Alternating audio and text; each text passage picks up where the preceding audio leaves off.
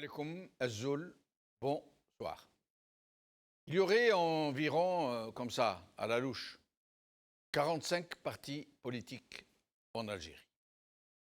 Parmi eux, des partis qui se disent eux-mêmes de la maison, c'est-à-dire inféodés au régime, financés par lui, et en sont les relais, et ils sont doigts sur la couture du pantalon, eux qui se disent et se redisent nationalistes, patriotes, porteurs de toutes les valeurs du peuple algérien. Ils se sont arrogés l'inépuisable fonds de commerce mémoriel dont ils usent sans compter pour soutenir les fossoyeurs de cette même nation dont ils se disent les protecteurs et les sauveurs tout à la fois. Il y a aussi dans cette foule très disparate de partis de véritables épiceries politiques dont la seule vraie vocation est de faire du fric, d'obtenir des sièges parlementaires pour faire du fric et d'avoir table dressée partout où on peut se faire du fric. Des petits partis très débrouillards qui mangent à beaucoup de râteliers et qui savent faire fructifier les miettes qui tombent de la gueule du grand fauve.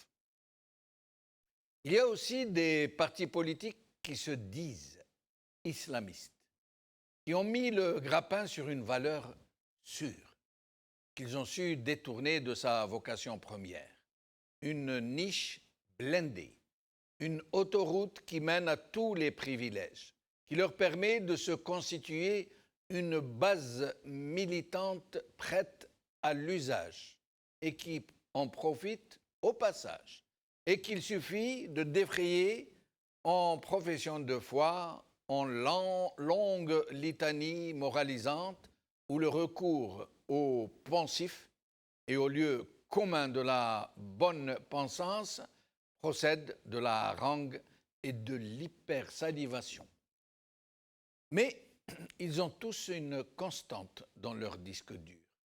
Ils se disent tous légalistes et ils font tout pour le prouver, tous les jours. À qui de droit? À un régime qui est tout ce qu'on veut sauf légal, sauf légitime. Mais qu'importe le flacon, pourvu qu'il y ait l'ivresse, n'est-ce pas? Il y a aussi leur pendant de l'autre trottoir, zama idéologique, et qui ont trouvé en les premiers la raison d'être même de leur zama vocation politique.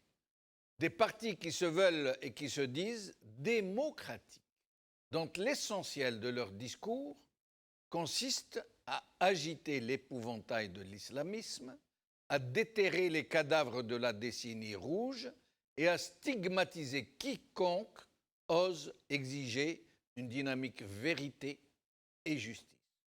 Un peu comme s'ils avaient été missionnés pour qu'on ne sorte pas les cadavres des placards.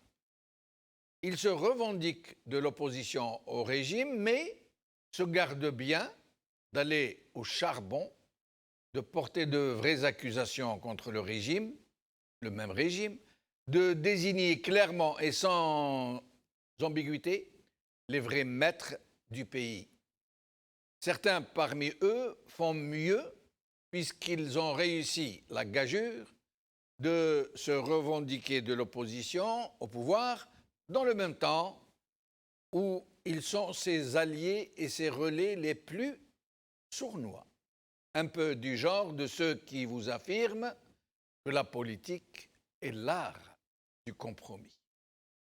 Et donc, l'un dans l'autre et dans tout le spectre politique, si l'on veut, et à l'exception de partis politiques dont certains se sont fait refuser l'agrément, tous les partis politiques, ou presque, sont dans le ni-ni, dans le mi-mi, dans le demi, dans le déni, dans la politique de l'autruche, dans la circonvolution verbale, dans la diversion savante, dans la phraséologie dialectique et les techniques polémiques.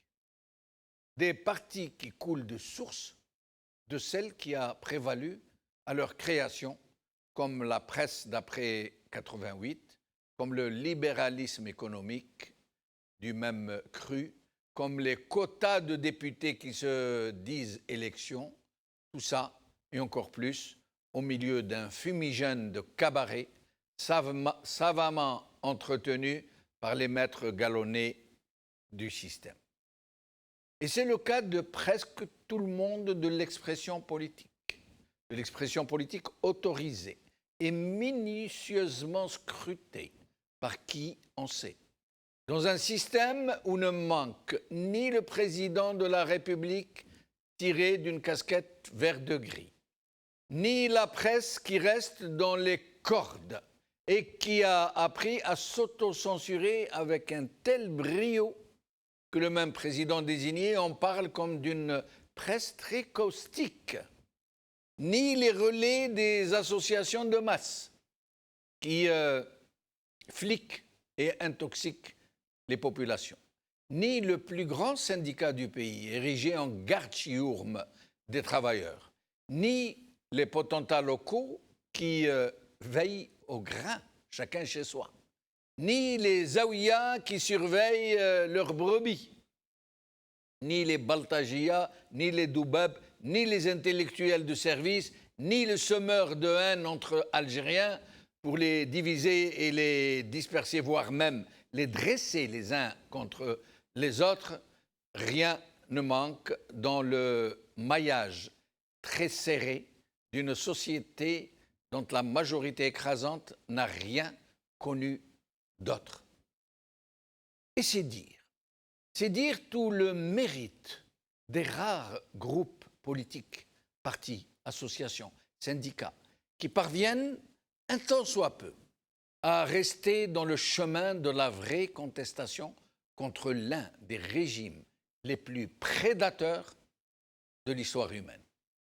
Et c'est dire toute la difficulté qu'ils éprouvent à s'exprimer, à se faire entendre dans un tel marécage où se bousculent les crocodiles de la politique, où grenouille toute une faune de parasites visqueux. Et c'est dire quelle bouffée d'oxygène que ces courageuses initiatives en tout genre qui viennent de temps en temps emporter les miasmes nauséabonds qui nous étouffent, de courageuses sorties de politiciens et même de gens qui ne se revendiquent pas de la politique et qui en font pourtant, et qui en font quand même, à leur manière et avec beaucoup de courage, comme celle toute récente du sélectionneur de l'équipe nationale de football qui vient d'envoyer un message politique de très grande intensité à un régime qui a vidé le pays de toutes ses capacités humaines, jusqu'à son football, puisque cet entraîneur, Jamel Belmadi, vient de désigner une équipe nationale composée presque exclusivement de binationaux, où ne figure aucun joueur qui vienne d'un club algérien. Un peu comme pour faire dire à ce régime qu'il a tout saccagé, tout rasé dans ce malheureux pays, qu'il n'est produit plus rien qui vaille, et que peu d'Algériens qui réussissent malgré tout, par leur mérite, par leur seul mérite, l'exploit d'y émerger, n'y peuvent pas y rester. Ils doivent s'exiler à leur tour pour ne pas déchoir. La politique n'est ni l'art du possible, ni celui du compromis. C'est le moyen et le chemin pour le peuple de s'exprimer à travers ses représentants véritables, à travers les meilleurs parmi les siens, ceux-là qui portent vaillamment sa voix, qui défendent ses intérêts majeurs et qui empruntent sa voix pour que nul, ni nulle force, ne soit tenté de le fouler aux pieds.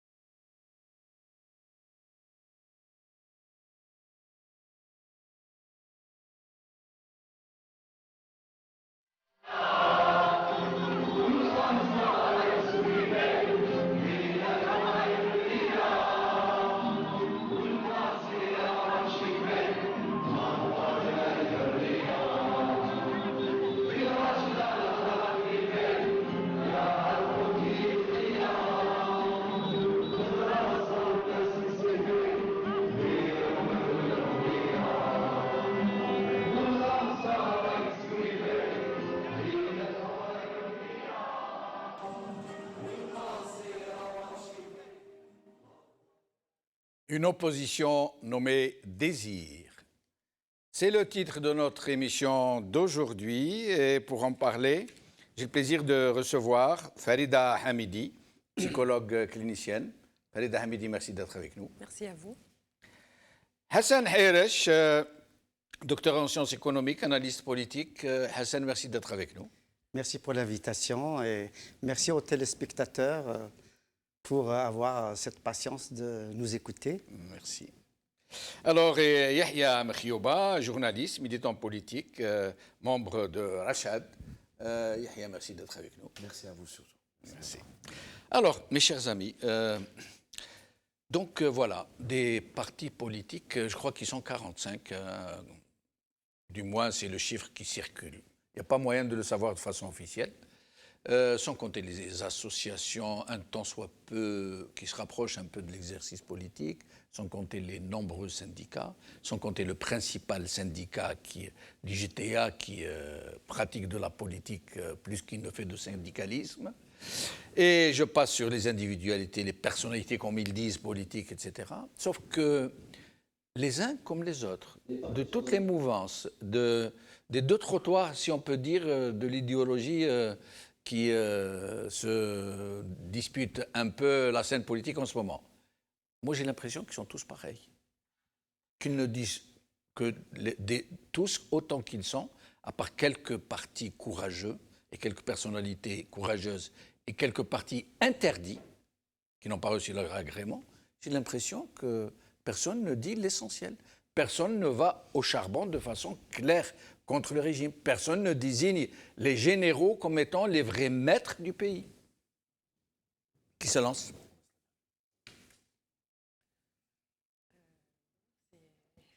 C'est toujours difficile de commencer de toute façon, mais bon, je vais lancer le débat.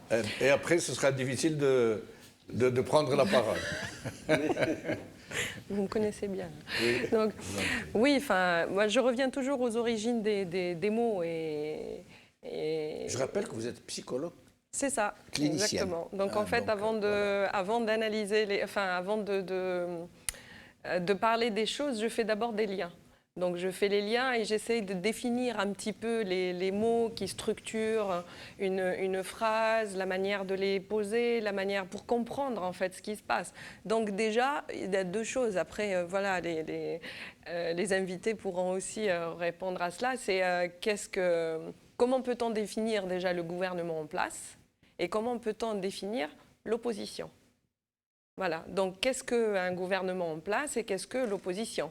Donc pour parler d'opposition, il faut déjà parler d'un gouvernement légitime qui a été élu de manière démocratique par le peuple. Est-ce qu'on peut déjà dire ça? Non. Ben voilà, donc toute la difficulté est là et on ne peut pas, donc en faisant le lien... Raison de plus pour qu'il y ait une opposition, je veux dire qu'il y ait l'exercice d'une politique qui, sans s'opposer à ce régime, le rejette. Lui dénie le droit d'être à la tête du pays. Absolument. Après, voilà, donc la définition d'opposition déjà, c'est est-ce que c'est une vraie opposition? Est-ce que ce n'est pas un système tentaculaire, justement, qui donne l'impression que c'est une opposition, alors que ce n'est que la continuité du gouvernement en place qui empêche de toute façon toute opposition. Les opposants, ils sont dans la rue. Ça fait 1 an et demi, on est des opposants. On est dans la rue. Ils ne sont pas dans des bureaux. Dans la rue. Voilà, ce ne sont pas des partis. Et qui disent Absolument. Ça dit ça va au fond de la chose. Ben, ça va, exactement. Ce que et c'est ne font pour pas ça les que partis politiques. C'est ça, c'est structurel. Vous nous amenez tout naturellement à ce que je voulais dire, que je dis maladroitement par rapport à Farida, qui le dit très clairement.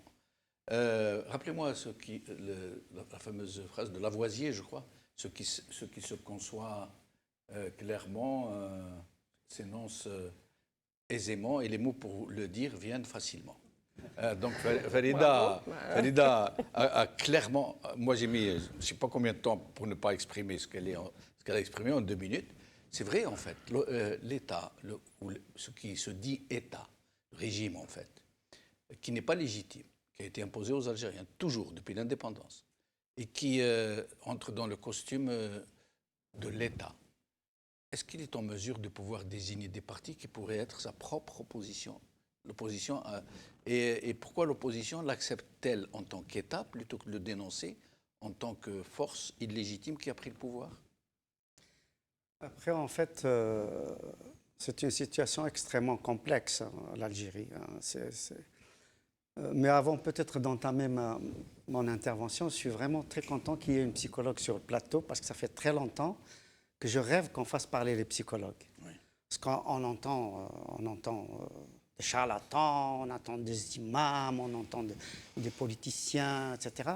Mais malheureusement, on donne très peu la parole à des psychologues pour justement analyser les liens dont Farida en parlait. Donc, félicitations à Horace et à votre équipe, M. Benchenouf, d'inviter une psychologue et j'espère d'autres psychologues. Des anthropologues, des historiens. Oui, mais je crois que la place des psychologues est extrêmement importante dans ce que nous vivons en Algérie.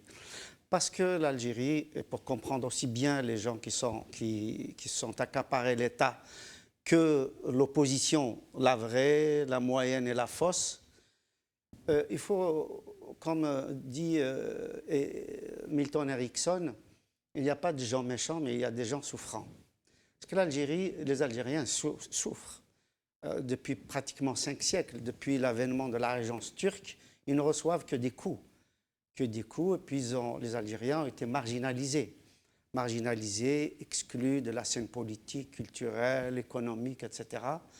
Depuis la Régence, en passant évidemment par... Pourquoi depuis la Régence seulement? Avant, il y avait les Romains, les Byzantins, les Vandales... Bien sûr, on peut remonter autant qu'on veut. Oui. Mais je parle de l'histoire contemporaine. Bien sûr, je suis entièrement d'accord avec vous. Hein, ce n'est pas moi qui renierai malheureusement le passé... on va dire, colonial de l'Algérie, quoique le mot colonie est assez récent. Ce sera un peu, comment dire, inadéquat comme mot, mais les occupations antérieures. Mais pour revenir juste à la période contemporaine, 3 siècles de domination des janissaires, presque 1 siècle et demi de domination française, extrêmement dure. C'est l'une des colonies les plus rudes que l'humanité ait connues. Il y a eu des génocides répétitifs. Il y a eu la famine. Au moins 3 à 4 fois, l'Algérie a connu la famine pendant la période coloniale. Les atrocités, oui. Comme les enfumades. Voilà, les atrocités, les chambres à gaz, oui. Qui étaient les enfumades, bien évidemment. Et donc, les tortures, les vexations de toutes sortes, les déplacements de population, c'est la déstructuration de la société, du tissu social, des solidarités sociales, etc. Arrive en 1962, on pensait, qu'il va y avoir une politique de réparation. Le peuple algérien a besoin de réparation. C'est extrêmement important. C'est pour ça que je dis... De catharsis. Oui, il faut que les psychologues... De thérapie collective. Voilà, absolument. On devrait, là je fais peut-être une digression, mais ça fait partie, je crois. Oui, bien sûr. On devrait réfléchir pour que les prestations de psychologues soient remboursées par la sécurité sociale. Ce n'est pas le cas? Ce n'est pas le cas. Ce n'est pas le cas en Algérie? Non, pas du tout. Comme ici. Non, même en France? Non, en France, à la limite, on peut comprendre, etc. Parce que, non. Mais en Algérie... Où on est profondément traumatisé. Le peuple algérien a vécu souffrance sur souffrance, guerre sur guerre. C'est-à-dire qu'il n'y a pas une génération, quelle qu'elle soit d'aujourd'hui, ou la vôtre, monsieur Riouba, ou la vôtre, ou la mienne, plus jeune encore, on a vécu au moins 3-4 guerres. C'est directement ou indirectement. C'est-à-dire, dès lors que moi j'ai vécu une guerre, que mes parents ont vécu une guerre, mes grands-parents, évidemment, même si je ne l'ai pas vécu directement, je l'ai vécu. Parce qu'on ne transmet pas que les gènes, on ne transmet pas que le poids, la taille, la couleur des yeux, etc. On transmet les émotions. Et je parle devant une psychologue. On transmet les peurs, on transmet les tristesses. On transmet les traumas génétiquement? C'est surtout les non-dits, c'est les non-dits. C'est eux qui sont vraiment le champ émotionnel, évidemment, transmis de génération en génération. Ce qui fait que... Par les gènes, par la parole, par la transmission, Par le vécu, l'imprégnation. par le fait de voir son propre père souffrir, porter La en façon, soi des... bien sûr, par le comportement, par ce qui est dit, par l'histoire tue et l'histoire dite, par les placards où il y a beaucoup de cadavres dont on ne parle pas ou très peu, etc. Donc il y a tout un processus de douleur, un processus de pathologie que nous véhiculons. Le peuple algérien est dans une souffrance inextricable. Donc évidemment, tout cela, ça se répercute non seulement sur la société. Et vous n'oubliez pas, après 62, ou juste depuis 62. Absolument, il y a eu toutes les Au guerres. moment où les Algériens se sont crus libérés enfin, après tant de siècles Au contraire, d'oppression, on a c'est à ce moment-là que enfoncé le clou. Voilà. On a encore élargi les blessures, M. Benchenouf. On a écartelé les gens. Il y a eu les mêmes tortures, il y a eu les mêmes assassinats, Les mêmes méthodes. les mêmes méthodes, les mêmes arrestations, les mêmes institutions. C'est-à-dire qu'on a... Et la collaboration avec le même ex-colonisateur. Oui, Les absolument. services entre eux. Mais bien évidemment. On se rappelle Puisque M. c'est les François mêmes Hollande méthodes. qui se déplace à Alger pour nous parler de l'alacrité de son dauphin, Mais bien de son évidemment. proconsul. Absolument. Donc, nous sommes dans une configuration sociale, psychosociale, culturelle, économique, etc., qui se résume par une douleur multiforme, qui n'est pas prêt de se guérir, qui n'est pas prêt d'être colmaté, etc.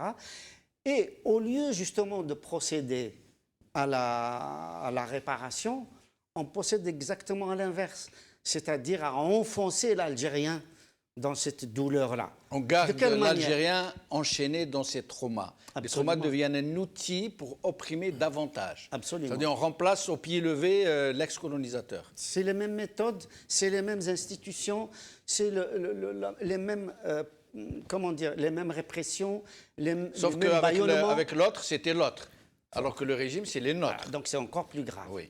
Parce que précisément, de ceux desquels on attend protection, on attend au contraire justement réparation, etc., on subit exactement le contraire, c'est-à-dire tout simplement les mêmes vexations, les mêmes répressions, les mêmes tortures, les mêmes assassinats individuels Parfois dans et les de mêmes masse. lieux. Vous vous rappelez les lieux de torture de... Comment s'appelait la villa à Alger où on torturait? Villa Jolie.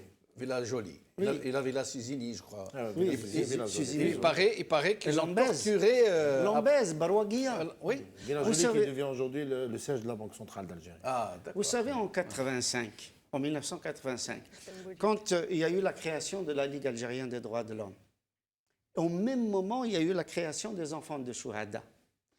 Eh ben, les deux associations, tous les membres des deux associations ont été arrêtés, torturés, emprisonnés. Eh ben, ces enfants de Chouhada se sont retrouvés dans les mêmes prisons où Que étaient celles de leurs enfermés leurs parents. Yahya. Donc, voilà. Donc, peut-être, oui. Yahya, juste Oui. une seconde. Oui. Donc, dans cette configuration extrêmement difficile, douloureuse, etc., dont on doit tenir compte. Et donc, effectivement, il y a une opposition. C'est pour ça que vous avez dit que c'est très complexe Oui, et que absolument. vous vous êtes remonté aussi loin. Oui. C'est-à-dire pour nous dire que ça vient de loin, Ça vient que de ce très n'est pas loin. aussi simple. Et ce n'est pas fini, Et que ça malheureusement. repose sur des traumas très très profonds, Absolument. très complexes. Voilà, c'est pas fini. C'est pour ça que, en fait, pourquoi je fais cette introduction-là, c'est pour qu'on soit vigilant, pour qu'on ne soit pas, comment dire... Qu'on ne se précipite pas dans à faire des des jugements jugements hâtifs. trop, voilà, trop brutaux. Oui. Donc qu'on ménage un petit peu, qu'on comprenne un petit peu Qu'on essaye de comprendre, le du cheminement. Voilà. Après, évidemment, il n'est pas question d'accepter des trahisons parce qu'il y a eu des souffrances. Alors, on peut les comprendre, mais pas les accepter. Yahya, ce que soulève Hassan est très intéressant. Hein. Oui, bien sûr. Je dirais que, surtout depuis le colonialisme français, depuis le 19e siècle, la gestion de la politique en Algérie a été l'affaire de la police. C'est la police qui a géré la colonisation. C'est pour ça qu'on dit et l'armée. la police politique. Absolument.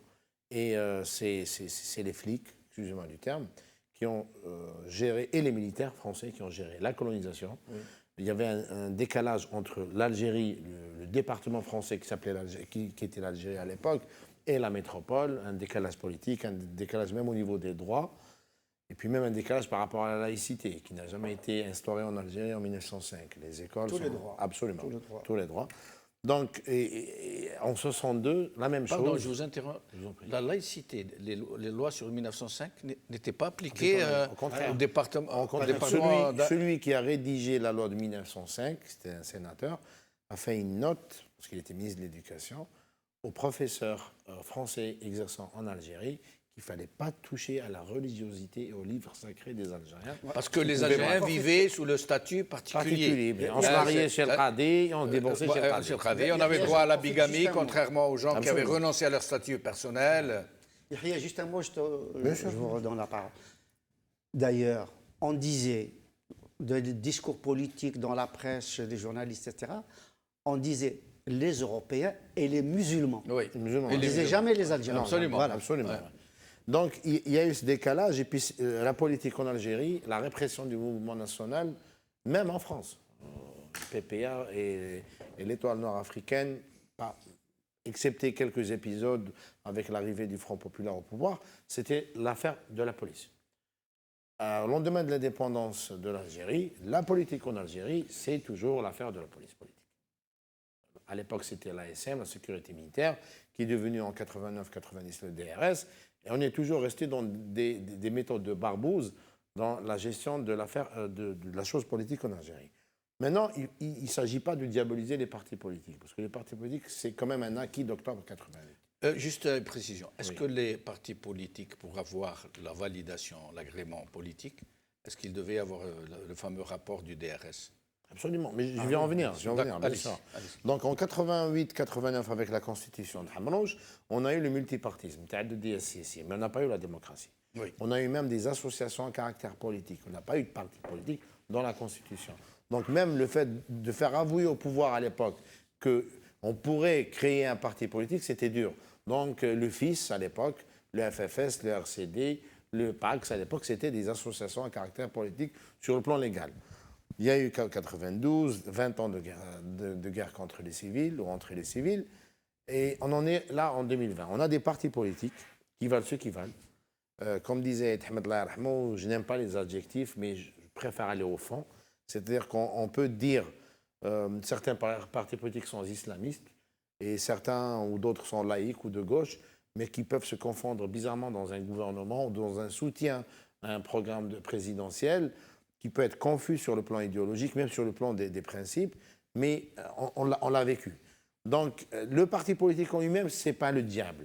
C'est l'usage qu'on a fait du parti politique qui est devenu diabolique aujourd'hui. Pas tous, heureusement. Il y en a qui ont soutenu, et fort heureusement, le Hirak de 22 février 2019, qui ont été très courageux. Je citerai, je n'ai pas de souci à le faire, le RCD de M. Mohsen Belabès, il a une position très courageuse. Même d'autres partis. Mais je cite ce parti, M. Karim Tabo aussi, qui a du mal à avoir l'agrément de son parti, puis le FFS, avec les problèmes qu'il y a eu à l'intérieur. Mais heureusement, on est en... Dans la rue. Absolument, ils étaient dans la rue. Même Djil Jadid, à l'époque aussi, en 2019, l'époque, oui. il était dans la rue. Il faut lui rendre ça. Après, bon, il a changé de position. Maintenant, l'usage du parti politique. Pourquoi aujourd'hui, on a, par exemple, si on veut parler de la Constitution, un exemple, hein, pourquoi on a, par exemple, des partis comme le Hamas, HMS, Harakat Mujtama' al-Silm, de Mokri, et Islah, plutôt l'Adala ou Tanmiya de Nahda, qui appellent les gens à voter non, premièrement, ils appellent les gens à participer dans ce simulacre. C'est le fameux. Voilà. Ouais, c'est le but. secret, c'est le but. Absolument. Les faire voter. Les faire en voter, usant de ramener tous le les maximum stratagèmes. de gens devant Voilà. les bureaux de vote pour que le NTV et les chaînes satellites de la police politique puissent démontrer à la société nationale et internationale qu'il y a une participation. Contrairement au 12 décembre. Absolument. Contrairement au 12 décembre. Donc ils disent qu'il faut aller voter parce que ceux qui ont écrit cette constitution, c'est les laïcs. Et il faut aller Sous voter prétexte non que c'est des contre laïcs. Tamazir. D'accord. Et on a aussi certains partis laïcs ou même des personnalités politiques qui dites laïques ou de gauche. Bon, il ne faut pas confondre gauche et laïcité parce que c'est deux choses différentes.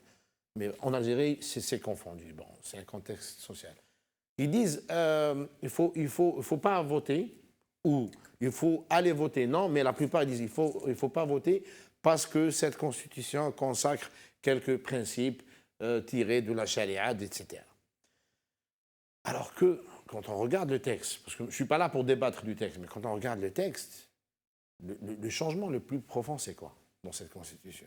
On est toujours dans le C'est système la doctrine présidentiel. de l'armée. Absolument. Rien d'autre. Il n'y a rien d'autre. Il y a deux choses. C'est que Et contrairement à ce que dit Gilles Jadid, justement, Oui. il n'y a pas eu de réduction Absolument, on est des toujours pouvoirs présidentiels. On est toujours dans le président empereur, Ouais. mais par roi, Ouais. empereur. Et on a ajouté deux choses, deux articles, où on va faire de l'armée nationale populaire un outil dans les mains de l'OTAN pour intervenir en Afrique, dans la région du Sahel, pour remplacer les armées De occidentales. l'OTAN ou des Américains. Absolument, et même françaises. hein.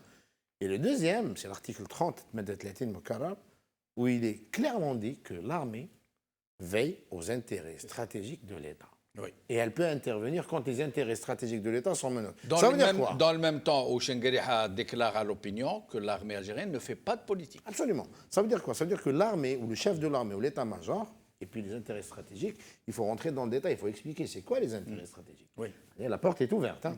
Donc, Gredois, on a un président qui déplaît au chef d'état-major. L'armée a constitutionnellement le droit de le déposer de ses attributs présidentiels sous prétexte de garder les intérêts stratégiques. Malheureusement, nos partis politiques et nos personnalités politiques, qu'ils soient laïcs ou islamistes, officiels, ou pour la plupart, ils sont ceux qui ont des agréments, ne parlent pas du sujet principal. C'est-à-dire que déjà, la source de la Constitution, c'est la Exactement. police politique. Exactement. Et le fondement de cette Constitution, c'est le rôle politique de l'armée. C'est parce que Kelmet Madaniya Machi Askaria les a dérangés en 2019. Ah oui, absolument. Et eux, ils veulent rendre C'était la monnaie. principale revendication Absolument. du Hirak. Et c'est toujours- Une chose, Yahya, que je vous demanderai de nous expliciter. Dans la revue El Jige, dans l'édito, Tebboune demande à l'armée de sécuriser les élections. Alors que c'est le rôle de la police, c'est le rôle constitutionnel de la Mais police. on y est- Et de tout faire pour que le scrutin se passe dans les meilleures conditions. Non, on est dans la C'est une Constitution attribution sécuritaire du et ministère de politique. l'Intérieur, du Et ministère de politique. Après, j'aimerais bien compléter la parole de. Oui, oui. Monsieur Non, Dufay. on, Juste par deux on mots. verra avec Farida d'abord, et puis on viendra. Juste deux mots. Après, Le vous drame, allez moi, prendre- le drame, deux c'est mots. que quand on trouve des politiques, qu'ils soient barbus ou pas, barbus dans le sens religieux, hein, Oui, oui. qui nous sortent des excuses à deux balles pour soit aller voter non, oui, et dévier du principal, qui n'ont pas le courage de dire que c'est la police politique qui est derrière cette Constitution. On est en train de consacrer le pouvoir du DRS et de l'armée sur la vie politique, et l'État militaire, là, on se dit que ces partis politiques n'ont plus... C'est Pas le parti c'est politique. justement là où non plus je voulais amener la discussion, mais je vous laisse d'abord dire Oui, ce que vous vouliez. C'est juste pour dire qu'il ne s'agit pas du tout de savoir si on va voter ou voter non par rapport au contenu. Déjà là, c'est totalement fallacieux, parce qu'on est en train de légitimer une constitution qui n'a aucune légitimité. On sait très bien dans quelles conditions elle a été rédigée, en catimini, par un quarteron de personnes qui sont au service. Des techniciens du droit, en fait. Oui, qui, des intellectuels organiques. à qui on a Pour être désigné, gentil. à qui on a Les désigné mercenaires du droit. 7 points à discuter et pas autre chose. Absolument, je suis d'accord. On leur a avec même défini l'expression. le cadre. Hein, Je suis comment ça d'accord avec devait. l'expression mercenaire du droit, je suis Voilà. entièrement d'accord. Voilà. Donc, Il y a d'ailleurs un d'eux qui s'est retiré, monsieur. oui, qui travaille qui a eu le aux courage. Nations Unies. Oui, je ne me souviens pas de son nom, mais Puis il est né en France. ce serait bien que Il la, est né en France et il Vous vit. pouvez en faire France. la liaison avec la ce serait bien Ougergous, que, monsieur ce serait Ougergous. bien que la régie nous donne son nom. Monsieur Comme ça- Ougergous. Voilà, c'est ça. monsieur Pour lui Ougergous. rendre Fatsah. Très bien. Fatsah Ougergous. Donc, ce que je disais, il ne faut pas qu'on fasse d'amalgame. Ceux qui ne parlent pas de la Constitution, effectivement, de ces articles, de 2 ou 3 articles qui ont changé, sinon exactement rien, ceux qui n'en parlent pas, c'est parce qu'ils considèrent, pour un certain nombre, qu'il n'y a même pas lieu d'en parler. Parce C'est que, légitime. hein. Ben, parce que justement. c'est parce que c'est un non-événement. Ben justement, c'est. Voilà. Oui. Pardon, Farida. Yahya C'est a soulevé exactement ce gros lièvre, et vous le confirmez. Farida, c'est vrai, ces partis politiques, on n'a pas entendu un seul nous dire que comment M. Tebboune désigne l'armée pour assurer la sécurité et que ça se passe bien et tout, puisqu'elle ne fait pas de politique, ou alors L'intervention de l'armée à l'étranger. l'intervention de l'armée à l'étranger. Pourquoi ces partis politiques, justement, sont dans autre chose, dans l'agitation des peurs, dans les polémiques stériles, et pourquoi ils ne sont pas dans ce qui devrait les concerner? Ben, je reprends justement ce que disait Yahya. Je pense que tu disais qu'ils n'ont pas le courage de... Moi, je ne parle pas en termes de courage, parce qu'ils n'ont pas eu le courage de continuer leur soutien au peuple, la rue, déjà, à la base. Moi, je pense qu'il faut parler en termes d'intérêt. Quel est leur intérêt, en fait, d'épouser la cause, finalement? Et d'être du côté plutôt de... Vous savez, quand on fait des choix dans la vie, on fait des choix d'être d'un côté ou d'un autre, ou on fait le choix de tenir le bâton. Leur vocation, leur raison d'être. Est-ce que c'est leur vocation? Un parti politique, il est là pour pratiquer de la politique. Mais un parti politique, quand il y a l'objet politique, effectivement, loin de diaboliser les partis politiques, et il faut, et ça structure un pays, et que voilà, il faut bien qu'un pays exerce sa politique. Mais déjà, pour parler de parti politique, il faut parler de l'objet politique. Est-ce qu'il y a un objet politique dont on peut parler déjà? Vous savez, quand on parle de la politique en Algérie, tout le monde parle de corruption. Donc, est-ce qu'on parle de politique ou est-ce qu'on parle de corruption? Qu'est-ce qui amène l'autre, en fait? Par association d'idées. Ben voilà, par association d'idées. Mais je ne peux pas faire autrement. J'ai toujours été payée pour ça. Donc, corruption ou politique? Ou politique, est-ce qu'on fait de la politique pour faire de la corruption ou... Il y a beaucoup de partis qui font qui se sont fait agréer pour faire du fric. Donc la scène politique. Oui, voilà. Donc en Algérie, quand on parle de la scène politique, je ne peux pas, mais là vraiment je pense que c'est personnel après, je ne peux pas m'empêcher d'avoir l'image de Naïma Salhi dans ma tête et de Fouzia Tahraoui. Voilà, c'est des femmes en plus, donc je suis sensible à la question. C'est fait exprès. C'est fait exprès parce qu'ils nous bassinent là depuis... c'est ça. Et puis ça fait plus d'une semaine là qu'ils nous bassinent avec les assassinats de femmes, de filles, de jeunes filles. La plus grande maltraitance de la femme, c'est d'exposer des personnages. Des personnages, ce n'est pas des personnes.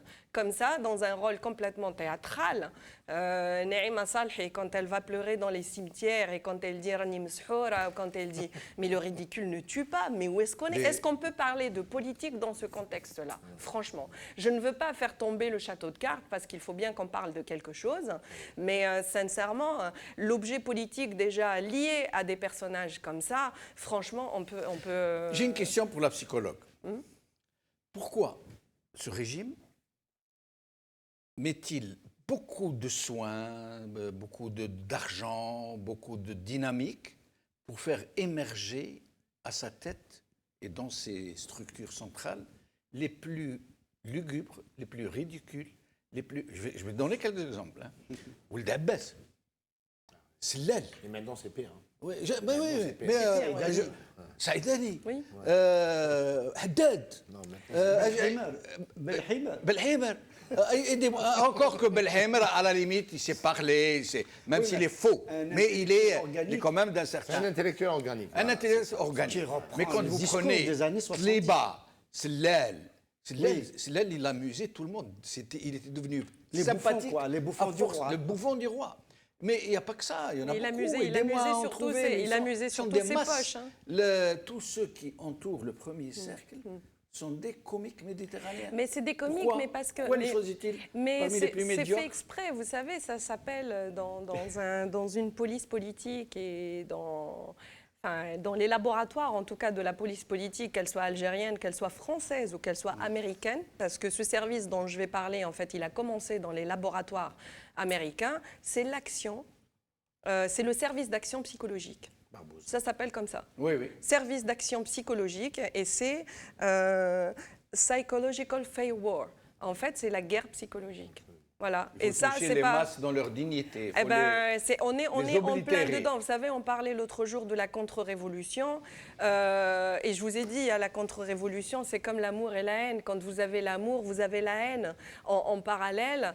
Quand vous avez une révolution, vous avez une contre-révolution en parallèle et qui se prépare en amont. Donc, on est oui, mais eux, ils sont arrivés à des niveaux. Je vous rappelle, comment il s'appelle le chef de parti qui venait souvent dans mon émission? Elle a disparu. Il a disparu. Ouais. Mais qui va trouver des trucs. Kabyle, il leur dit mais pourquoi vous وش النيف هذا نيف وش من نيف نحيو النيف pour gagner. Il a dit à moi Il a donné l'exemple de gens Oui, qui ont du nif. Il a dit شوفوا تلمسان. Quand Tlemcen, Il n'est pas c'est des gens comme tout représentatif le monde. de Il n'est Tlemcen, pas. bien sûr, heureusement. Mais c'est incroyable. Mais c'est un travail, mais vous il savez, est ça, la symbolique représentatif. du NIF, c'est quoi? Oui. C'est très symbolique, hein, parce que pareil, si on reprend les mots, en fait, Oui. c'est très symbolique, c'est que pourquoi vous avez des principes. Voilà, et c'est Voilà, exactement ce qu'il leur a dit. voilà. C'est que moi, regardez, C'est je exactement. m'assois sur mes principes, Ouais. je suis militant un jour, mais je ne suis pas militant pour toujours, et c'est pas grave. Faut se et coucher, regardez, faut se voilà, mettre sous les on pieds fait du- avec. C'est vraiment une guerre contre tous les principes possibles et imaginables, en fait, contre la religion d'un État, et d'un peuple, hein, finalement, parce que c'est pas la religion d'un État, hein.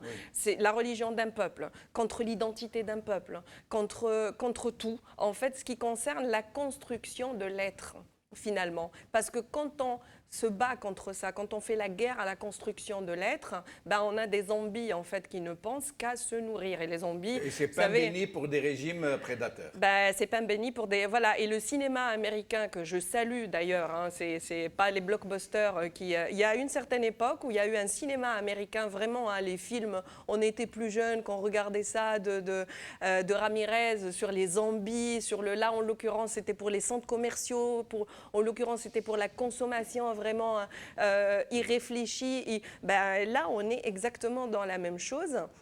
Mais pour que des politiques, je suis désolée, j'utilise un terme, c'est de la politique pornographique. Ouais. Ce n'est pas de la politique, c'est pas respectable, c'est de la pornographie. Et tout ce qui se passe autour, et là on est dans le sens propre du terme. Parce on se rappelle la fameuse Harsha quand ils sont allés soutenir le 5e mandat.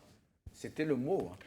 C'était le mot. Bah oui, vous savez, il y a une image aussi qui me tourmente et qui me fait vraiment profondément mal. C'est à l'époque où Tléba était député. Il allait se faire élire à Annaba. Il était en haut des escaliers, l'Wilaya, à Annaba. Et en fait, il balançait des cadeaux. Des cadeaux. En fait, des petites boîtes toutes minables. Après, même si... Le Rachi.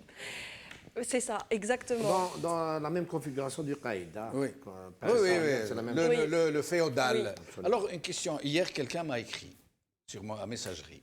Il m'a dit quelque chose qui m'a un peu, je ne dirais pas choqué, je mentirais, mais qui m'a un peu interpellé.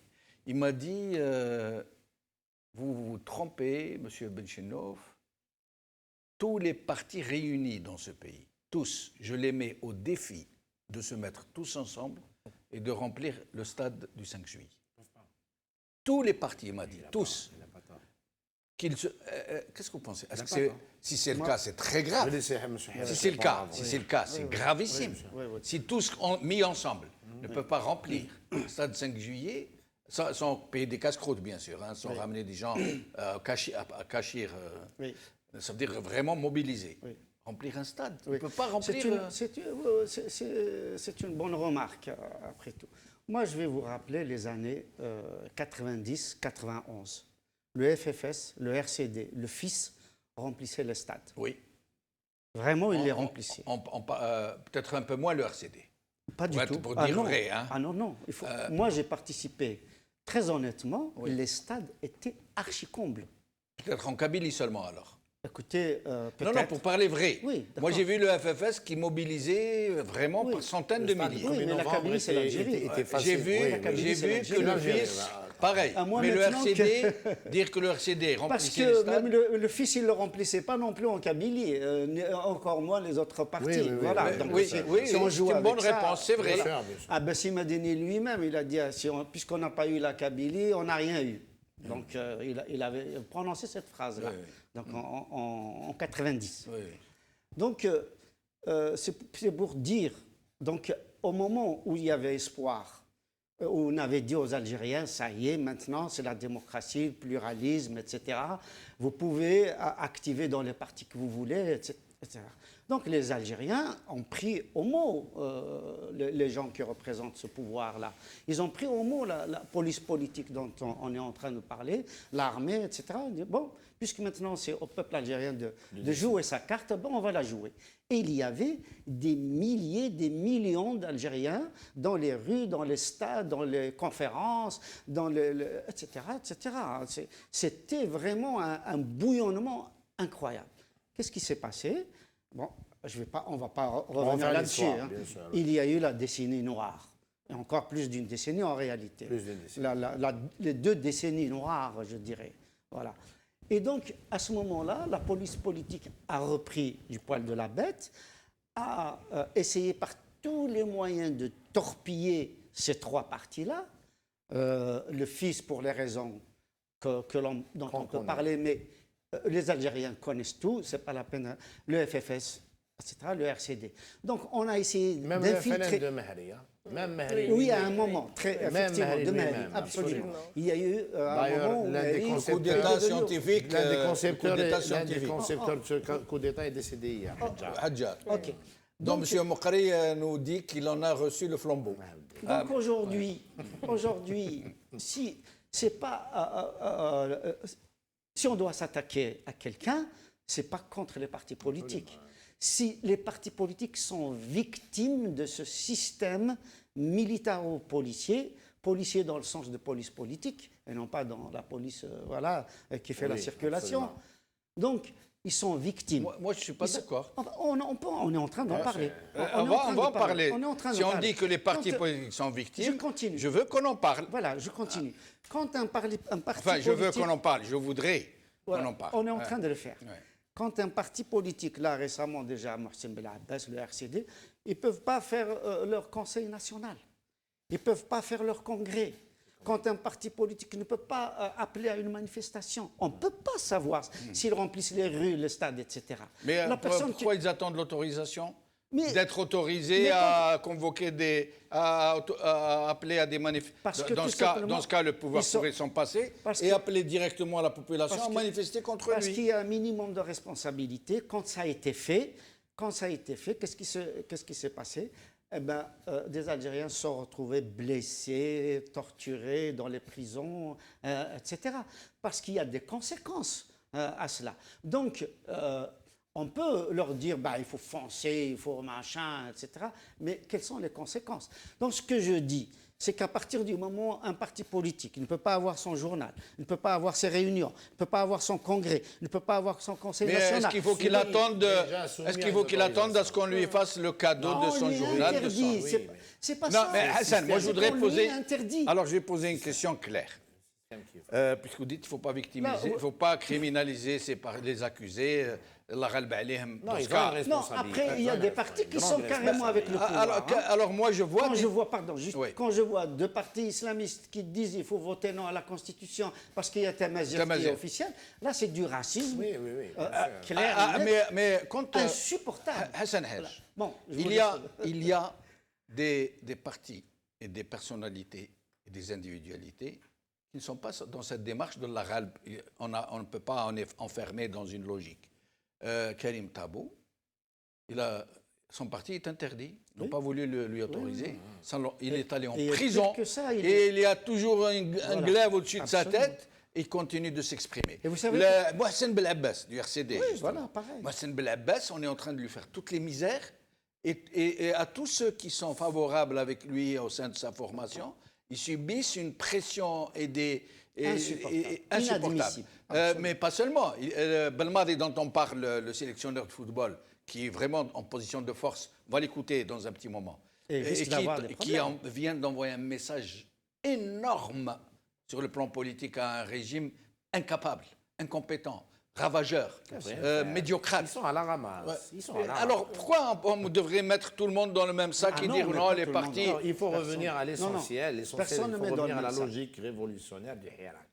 Ce n'est pas normal qu'un parti politique soit soumis à une quelconque autorisation, déjà pour sa création. Absolument. Ce n'est pas normal d'avoir un agrément pour un parti politique. Ce n'est pas normal qu'un parti politique est redevable d'une autorisation pour une réunion pour quelques soit d'autres. Dans le cadre serait-ce politique. tenir son congrès. Absolument. Même pour tenir pour les son associations, congrès. les syndicats. Même pour Absolument. tenir son congrès. Donc, c'est pour ça qu'on est, et on doit, à travers votre télévision, encourager la logique révolutionnaire du Hirak qui a voulu casser tout ce système et puis changer les lois. Il ne faut pas oublier le discours de Gaïd Salah en 2019 où il disait ces jeunes, ils veulent changer les lois. Oui, on veut changer les lois. Parce que, premièrement, ces lois ne sont pas légitimes. Le législateur algérien n'a jamais été légitime pour que les lois soient légitimes.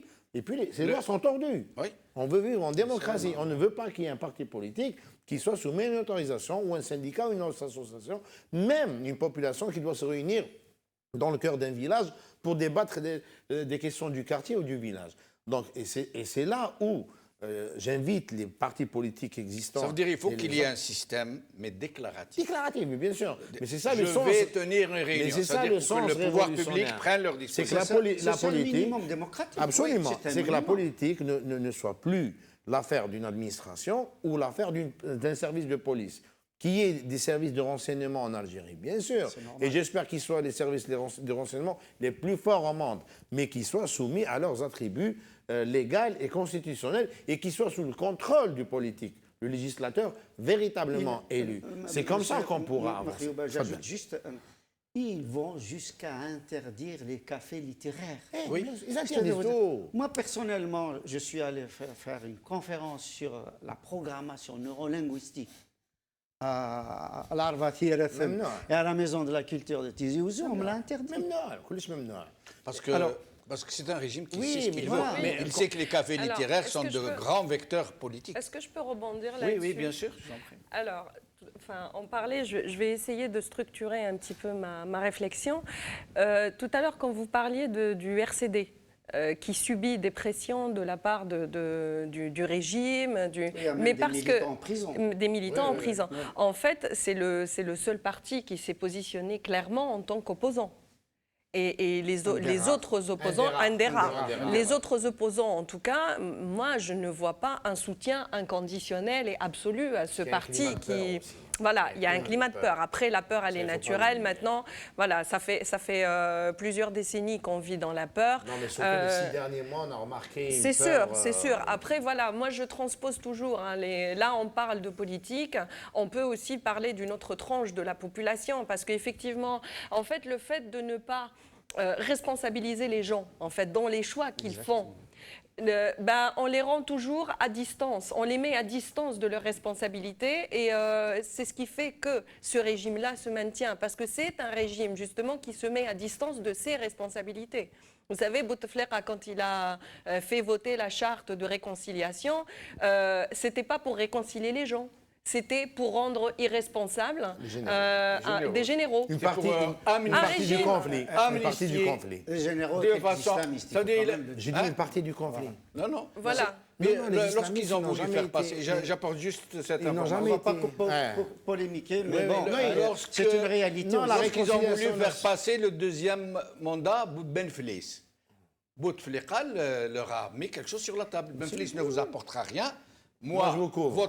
vos dossiers qui vous pendent au nez C'est ça, à l'international, Voilà. moi, je vais vous absoudre. Le peuple va vous pardonner. Et non pas vous pardonner. Le peuple va vous demander pardon. Et il va oublier. Et il va oublier. Et il C'est va ça. oublier. Et il vous va allez. oublier. Voilà, c'est Et une même les injonction. chercheurs universitaires C'est ça. n'iront pas chercher Oui. des poux. C'est un régime qui a tout le temps fonctionné comme clair. ça, par injonction, en fait. Et l'injonction, elle est inconsciente. Hein. C'est un contre- travail, encore une fois, psychologique Contrôle sur la masse. total C'est du sur- contrôle. Farida Hamidi, j'ai une question pour vous, Oui.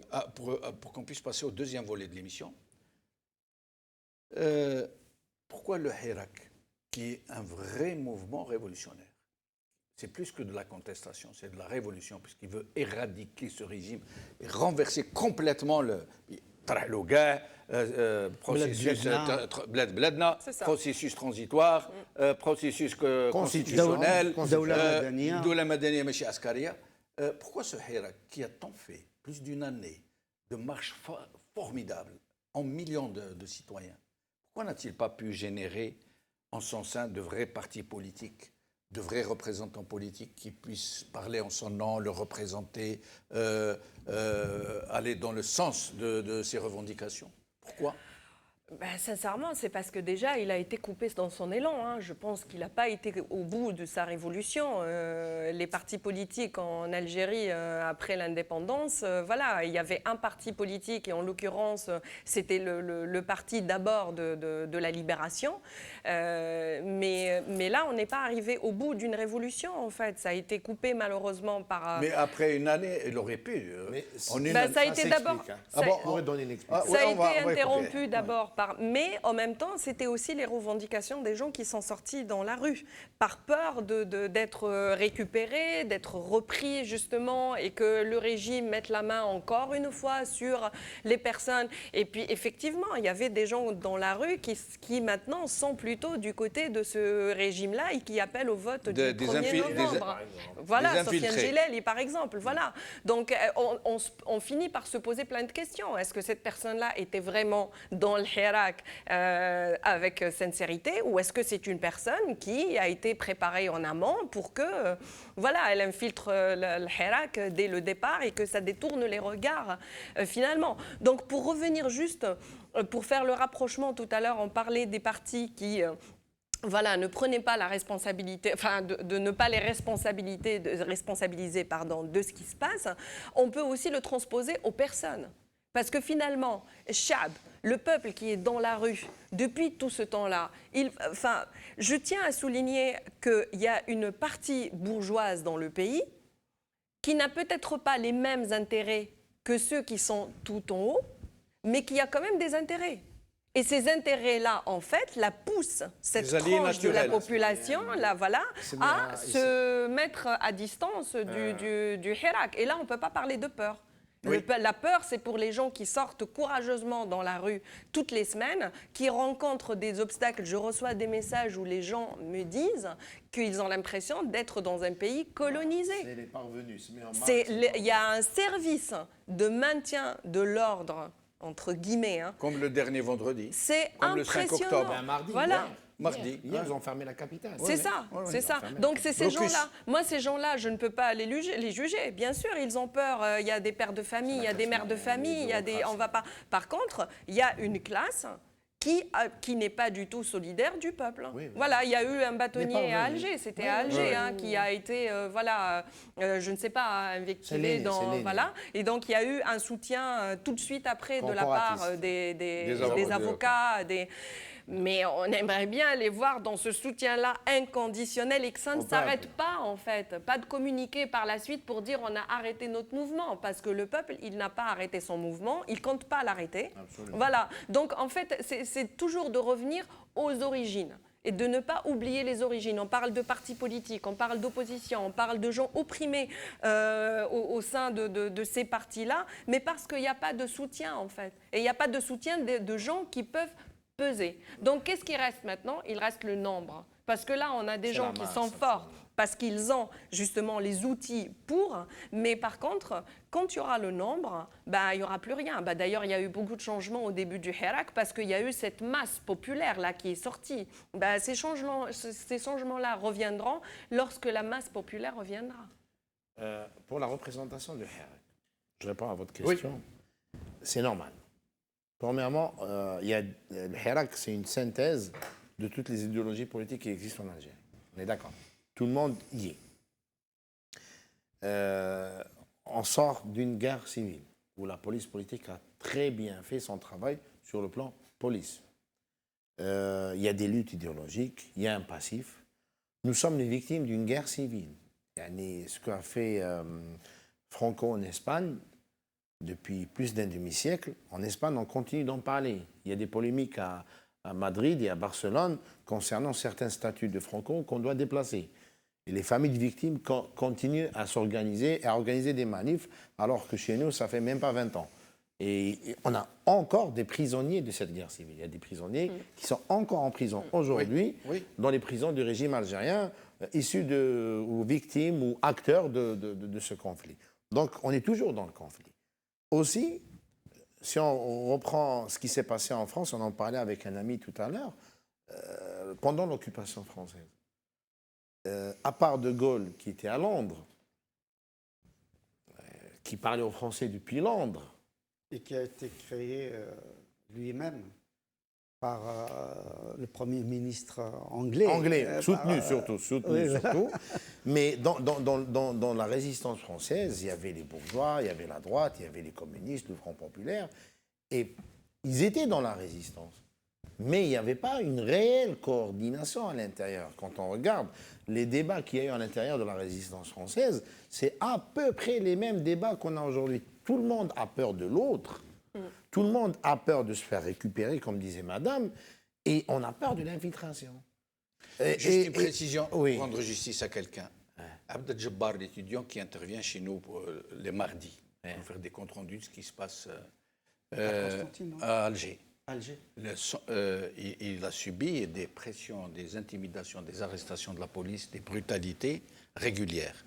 Et son père fait partie des disparus de la décennie, pour dire qu'il y a une continuité dans la répression. On est dans la continuité de la répression et puis des régimes. Ceux qui ont tué, ceux qui étaient... Et Abdel Jabbar est en prison en ce moment, Oui, j'ai oublié de le préciser. Ceux qui étaient dans l'opérationnel dans les années 90, Chingraiha était commandant puis colonel dans l'opérationnel, il est chef d'état-major aujourd'hui. Et Mjahad, etc. Donc, voilà, dans l'Akhdariya. Donc, on est dans la continuité. Donc, ne pas se faire confiance, ne pas sortir une représentativité, je pense que ce n'est pas seulement négatif, ça peut être positif. Là, je viens d'avoir une info, le régime réunit quelques figures, entre parenthèses, de Hirak, et ceux les plus connus sur Facebook, à l'hôtel Saint-Georges à Alger, pour faire une conférence demain. Qui parmi ces personnages? J'ai pas de nom, mais on me dit que c'est des gens qui... On va le savoir demain, ça va pas tarder.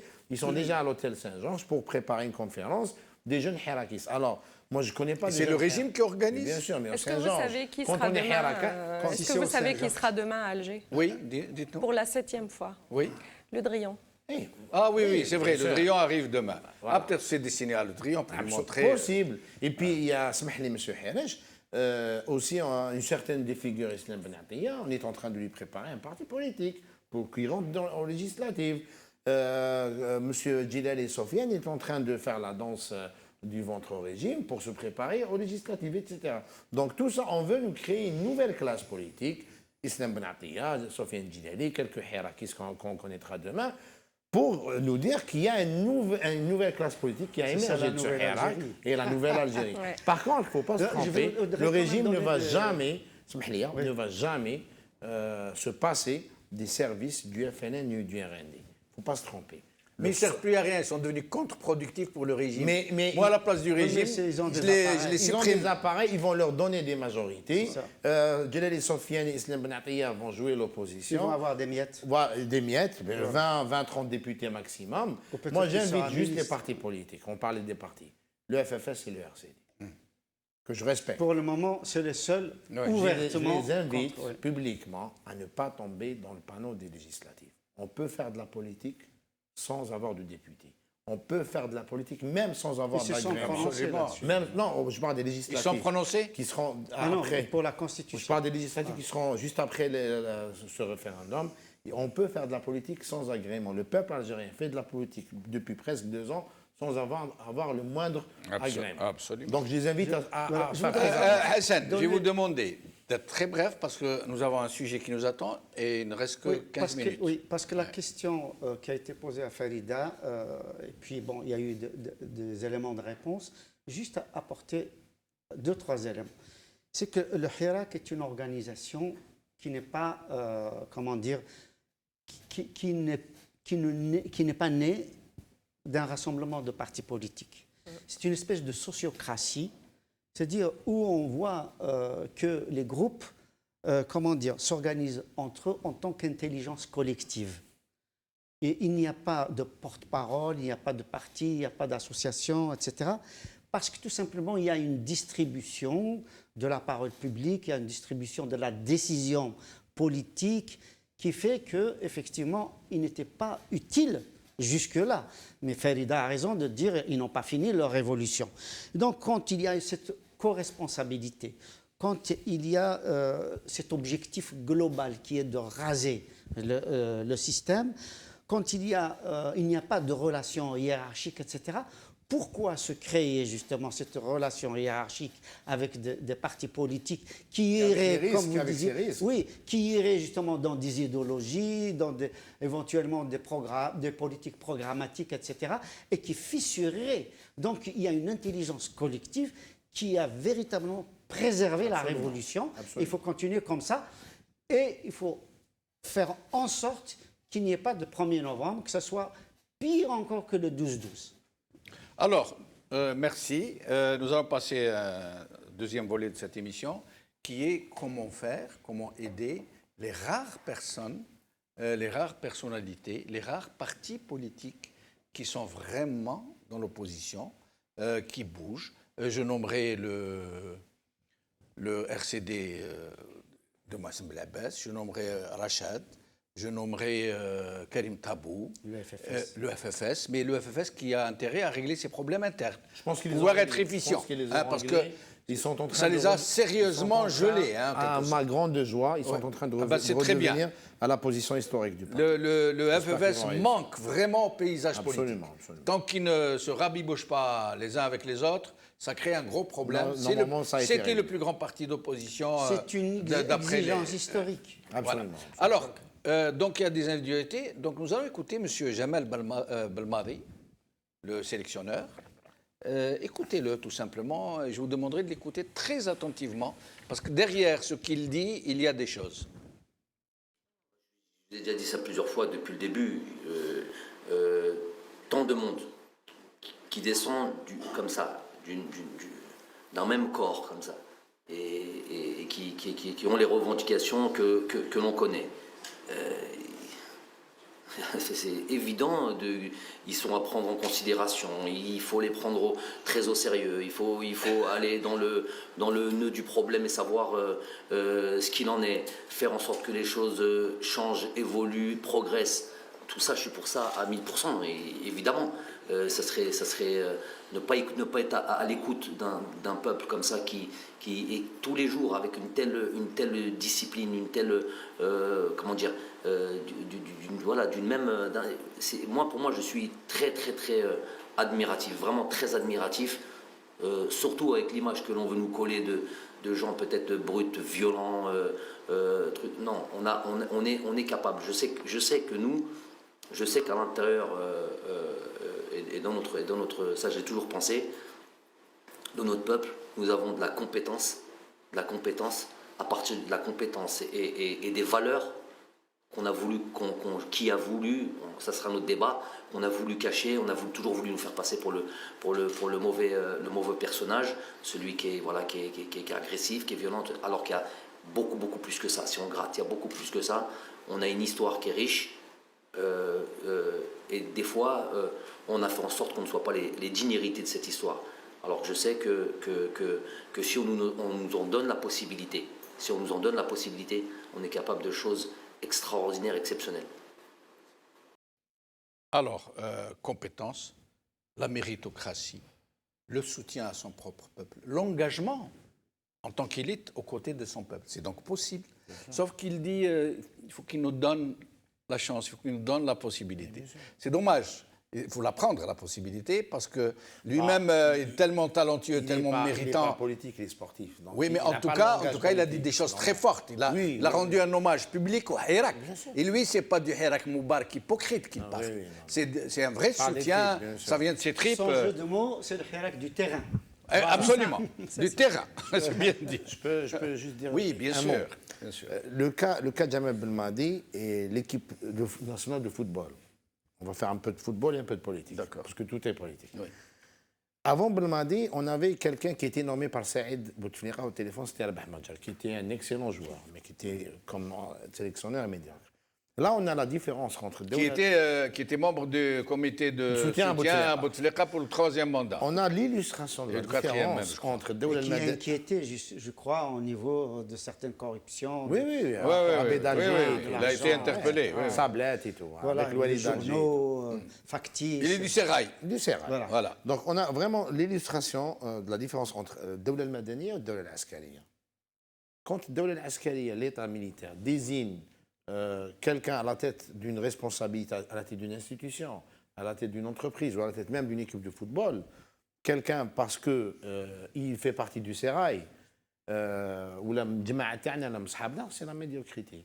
Avant Jamal Belmadi, on a perdu, sur le plan footballistique, on a perdu face à l'Arabie Saoudite. On a perdu face à des pays africains qui sont déclassés par la FIFA. Là, on a gagné la Coupe d'Afrique des Nations, qui était une surprise. On est en train de faire des matchs nuls face au Mexique. C'est les fruits de mon travail. Bah ouais, voilà. Les fruits se cueillent après. Là. Bah après, sur le plan de football, je pourrais en parler. Hein. Ouais. On est en train de faire un match nul face au Mexique, qui est une équipe mondiale, et on était à 10. À 10, on a mené au score. Donc, quand on ramène la méritocratie, quelqu'un qui mérite, et puis 100% ou 99% de l'équipe est formée en France. C'est un État démocratique, avec tous les défauts de la République française, mais ça reste une démocratie sérieuse, où la formation sur le plan professionnel, universitaire, académique et même footballistique, elle est au top. Les meilleurs sélectionneurs de football au monde viennent aujourd'hui recruter en Île-de-France. C'est le premier vivier de footballeurs dans le monde. Sachant que la France, ce n'est pas un pays technique, ce n'est pas le Brésil, ce n'est pas le Portugal. Ils ont gagné la Coupe du Monde. C'est un pays attractif. Absolument. Et puis deux équipes françaises sont arrivées en demi-finale et le Paris Saint-Germain est arrivé en finale de Ligue des Champions. Je peux vous dire que l'Algérien, quand on le met, c'est ce qu'il disait, dans les bonnes conditions, dans les conditions de travail sérieuses, ما تكونش فيها المعرفه ما كانش الرشوه ما كانش بني عميز ما كانش وليد الدشره تاعي ولا وليد حومتي il est capable de meilleur et ce que dit Belmadi parce qu'il n'est pas formé dans l'école du FLN ou l'école de la FAF ou de la rachwa où les matchs de football se font acheter et se font vendre. Il dit la vérité. Mais le régime n'ose pas le. Mais bien sûr, parce que je m'excuse du terme, il n'en a rien à foutre. Il doit Real Madrid, ce monsieur. Et si Ghoni Haouzo, il risque de provoquer mais bien sûr, parce que un mouvement de foule. Donc, quand les choses, la gestion de l'affaire publique, qu'elle soit politique ou sportive, Tarja Nasa, que ce n'est pas un capitaine du DRS ou un lieutenant du DRS qui désigne un ministre ou qui désigne un député. Ou qui désigne un chef de parti. C'est ça. Mais bien sûr, c'est sur le terrain. On montre tout de suite. Parce que pour jouer au football, on peut pas tricher. Il faut donner ça aux joueurs de football et à l'entraîneur de football. Ce n'est pas aux politiciens de le faire, etc. Donc chaque domaine doit rester la propriété de ses professionnels. Et la politique, c'est l'affaire des politiques et ce n'est nullement l'affaire des militaires. Alors, moi j'aimerais que nous parlions un peu de ce sujet qui est très polémique en Algérie, parce que le régime a fait du boulot en la matière. Sur une nationalité française, ou une nationalité il y a même eu un article de la Constitution qui interdit aux binationaux l'accès à certaines charges. Je pense qu'ils l'ont enlevé. Ils vont l'enlever dans l'actuel projet. Oui. Mais là, en l'occurrence, sur 24 sélectionnés, il y a 22 binationaux. Bien sûr, 22. La plupart, c'est des Français. France. Alors, franco-algériens. Et dans toute la sélection, sur les 24, il n'y a pas un seul joueur qu'on a ramené d'un club algérien. C'est plus qu'un constat d'échec. C'est une gifle politique à un régime qui ne sait rien faire, rien produire. Même les jeunes qui ont émergé par leur seul talent en Algérie, ils sont partis.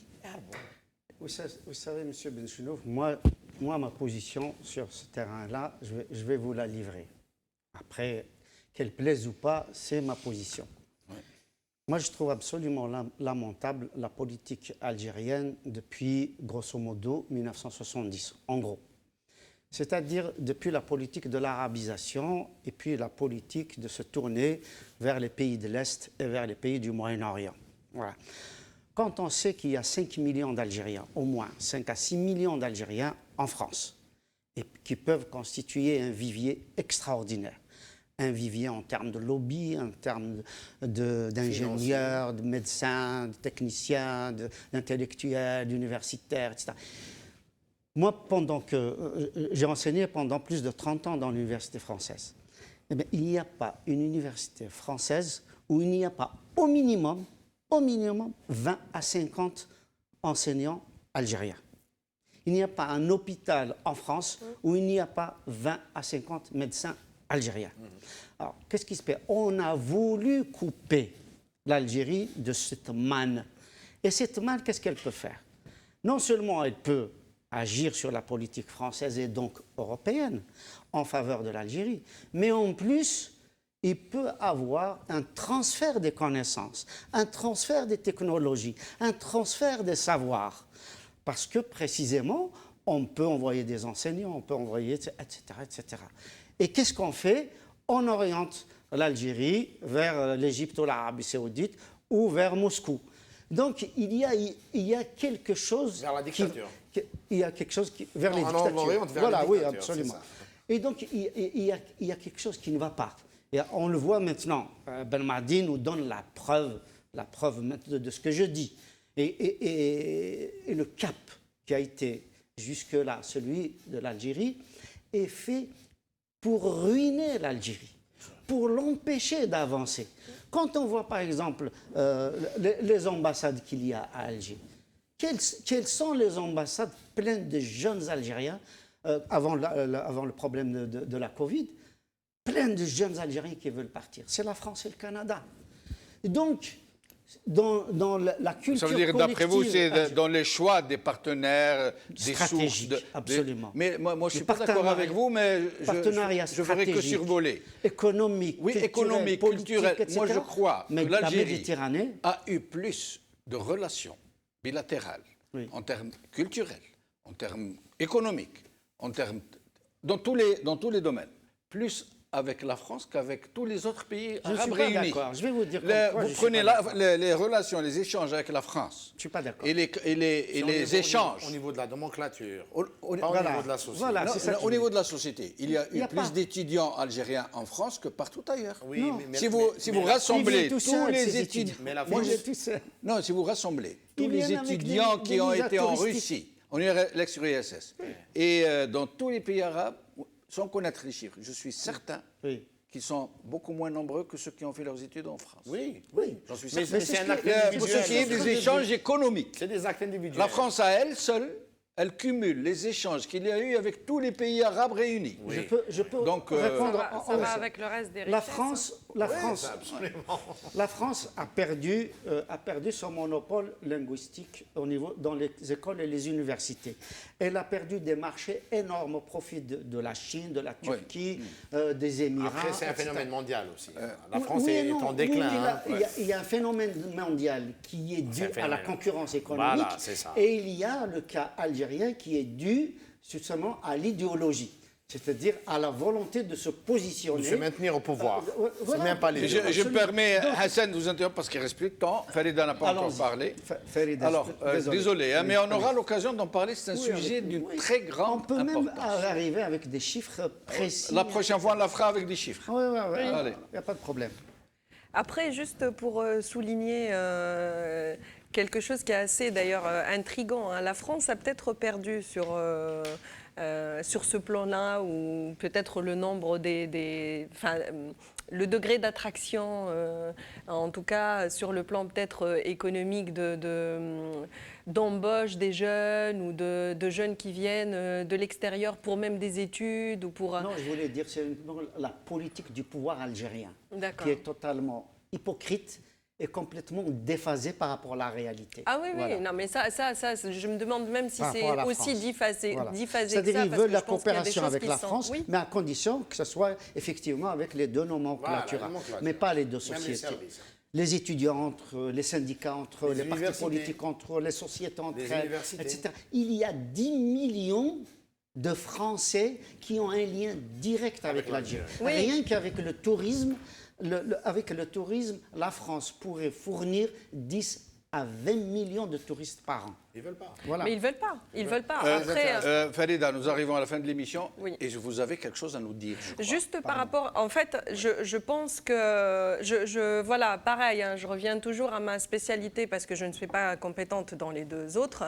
Je pense que la politique de Tejhil, c'est voulu. C'est voulu, parce que quand vous mettez quelqu'un dans une position d'ignorance, c'est une personne qui ne se pose pas de questions. Et quand on ne se pose pas de questions, on ne sait pas ce qui se passe dans son environnement. Donc on se désintéresse de ce qui se passe autour de soi, en fait. Et on finit par se désintéresser de la chose politique, de la chose économique, parce que je m'occupe de ce qui est vital. Finalement, on m'a privé de mes droits les plus élémentaires. Donc pour manger et pour subvenir à mes besoins les plus élémentaires au quotidien, je n'ai pas le temps de me poser des questions existentielles. Or, ce qui va se passer en Algérie d'ici peu de temps après le 1er novembre, c'est existentiel, parce que ça va changer vraiment le cours de la vie en Algérie. Et ça, c'est très important, justement, que cette nouvelle génération-là qui est sortie au Hirak, mais en fait, la particularité de ce Hirak, c'est qu'il rassemble vraiment les gens de toute génération, de tout sexe, de tout... Et on est tous dehors pour les mêmes raisons. Yitnahaw ga'. Donc, en fait, de ne pas tomber vraiment, hein, parce qu'il joue sur plusieurs volets en même temps, en fait. Hein. Sur un volet de jouer sur maintenir les gens dans une position d'ignorance. Un autre volet, c'est la séparation des événements. C'est pour ça que j'insiste lourdement sur faire le lien entre tout ce qui se passe, en fait. Tout ce qu'on reçoit tous les jours n'est pas un hasard. Et aussi de ne pas tomber dans la division. Division. Comment ? Vous avez une action à Paris demain, non ? Oui, oui, c'est pour ça que je vous demandais de nous dire oui, pardon, oui. Bah, vendredi, à ce propos, justement, parce que nous, on fait les liens. Voilà. Oui. Après la visite Le Drian. De Le Drian, plusieurs fois en Algérie, donc demain ça va être la 7e fois. On avait compté, il est parti 6 fois quand même. Il faut qu'ils nous disent pourquoi. Parce que nous, on est dans la rue tous, parce qu'on considère qu'on est les nouveaux ambassadeurs. Hein. C'est à nous qu'il faut parler. Voilà. C'est un régime illégitime que les gens ne reconnaissent pas. Donc, il faut nous considérer. On est des millions dans la rue. On ne peut pas nous zapper comme ça, en fait. Plus la visite du gouvernement espagnol, de tout le gouvernement espagnol, 2 jours la semaine dernière. Avant ça, le jeudi d'avant encore, la visite du ministre de la Défense américain. Oui. En Algérie. Oui. Donc tout ça tourne autour justement la question que tout le monde veut éviter finalement de l'Jeish qui va sortir, l'armée qui va sortir dans la région du Sahel pour mener une guerre, un conflit en tout cas armé qui ne nous concerne pas. Donc à cette occasion-là, on voudrait vendredi organiser une action. Ce vendredi-là, donc après-demain. On l'a lancé sur les réseaux sociaux. Donc on va se retrouver devant l'ambassade des États-Unis. Le lieu sera communiqué ultérieurement parce qu'on a des problèmes d'autorisation. Vous nous appellerez. On vous donnera l'antenne. Voilà, pour situer et pour donner vraiment la précision. À quelle heure? C'est 15h, c'est sûr. Par contre, le lieu, il est encore à définir parce qu'on est en train d'échanger. Ils sont en train de vous excentrer, de vous envoyer ailleurs. C'est exactement ça. Voilà, donc on a fait un rassemblement devant le ministère des Affaires étrangères au Quai d'Orsay. Oui. Qui ne sera pas isolé, hein, on va en faire d'autres. Et puis voilà, on a fait une action assez furtive et sans autorisation devant l'ambassade d'Espagne, juste pour marquer le coup, donc le jour où ils sont partis. Et puis après-demain, on sera devant l'ambassade des États-Unis, symboliquement. Et vous nous donnerez plus de précisions quand vous nous appellerez jeudi.